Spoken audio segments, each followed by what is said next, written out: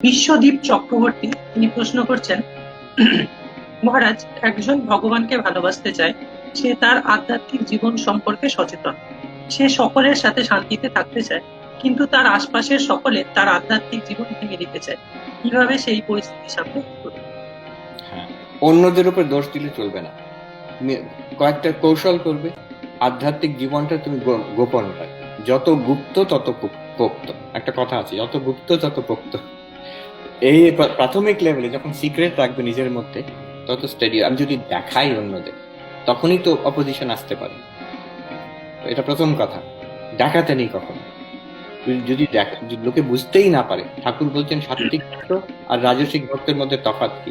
রাজসিক ভক্ত করবে কি, সে তার জপের মালা সোনা এবং সে সিলভার রূপ দিয়ে তৈরি, তার সিল্কের গরদের কাপড় পরবে, শল পরে, সে তখন সবাই দেখতে পাচ্ছে যে কি বিরাট ভক্তই না তিনি। আর বলছেন সাত্বিক ভক্তের লক্ষণ কি, সে হয়তো মশারির মধ্যে রাত্রিবেলা চুপ করে ঘুম থেকে উঠে বসে জপ করছে মশারির মধ্যে, কেউ বুঝতেই পারলো না।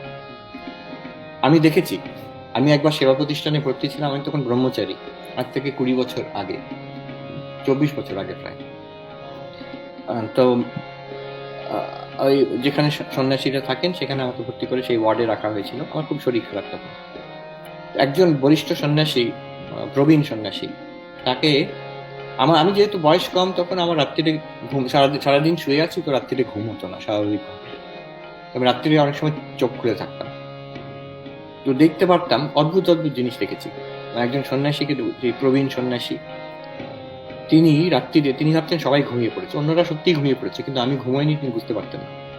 তো উনি চুপ করে উঠে বসতেন বিছানায়, চারিদিকে পেশেন্টরা শুয়ে আছে, তার একটা ছোট টিনের, আমরা টিফিন বাক্স বলি যেমন, ঠিক ওইরকম টিফিন বাক্স টিনের, সেটার মধ্যে কি ছিল আমি, অন্য কেউ জানতো না। রাত্রিরে উনি খুলতেন, সেটা খুলে সেখানে ঠাকুরমা স্বামীজির ছবি ছিল, সেটাকে বার করতেন, বালিশের ওপরে রেখে সারা রাত জপ আর ধ্যান করছে, সারা রাত। ভোরবেলা যখন ব্রাদাররা আসবে, ভোর হওয়ার আগেই ডিউটি চেঞ্জ হচ্ছে, তখন টুক করে উনি ছবিগুলো ঢুকিয়ে বাক্সটি বন্ধ করে আবার যেন ঘুমোচ্ছেন এরকম শুয়ে পড়লেন।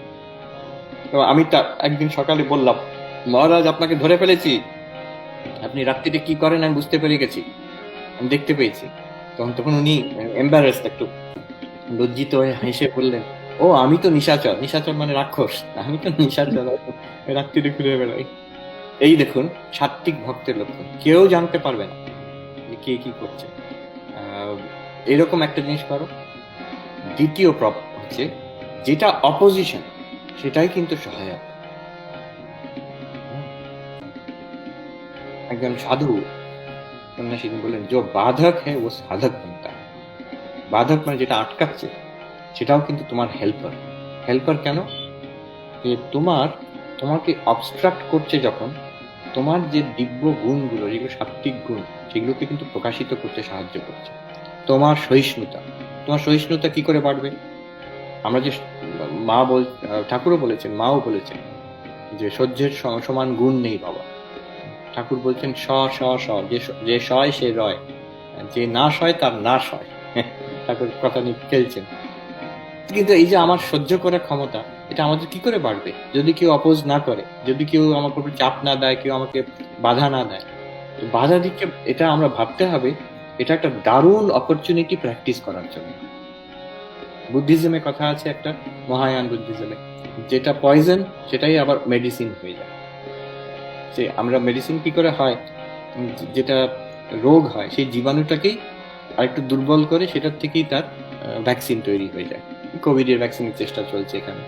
তো আমরা যে অপোজিশনটা পাচ্ছি, সেটাকে আমি মনে মনে কি করে আমি I can convert into practice. যদি কেউ করতে পারে, সহজ নয়, যদি মাথা ঠান্ডা রেখে করতে পারি, লোকে বাধা দেওয়ার সময় সেটাকেই আমি সেখানে আমার পেশেন্স প্র্যাকটিস করলাম, আমার প্রেম ভালোবাসা সেটারও প্র্যাকটিস হলো, মনটাকে শান্ত রাখতে পারছি কিনা, এটা দারুণ অপরচুনিটি। কেউ কটু কথা বলছে, কেউ ডিস্টার্ব করছে, যদি সেখানে মন শান্ত রাখতে পারি, তার জব ধ্যানের সময় মন কিন্তু নিশ্চয়ই শান্ত থাকবে। এই দুটো কথা বললাম। একটা হচ্ছে যে একটু গোপন রাখতে হয়, সাত্বিক ভক্ত হতে, লোকের সঙ্গে don't go into a clash. আর দ্বিতীয় হচ্ছে যে যেটাই অপোজিশন আসছে, use it to become more spiritual. Practice করার এটা একটা সুযোগ।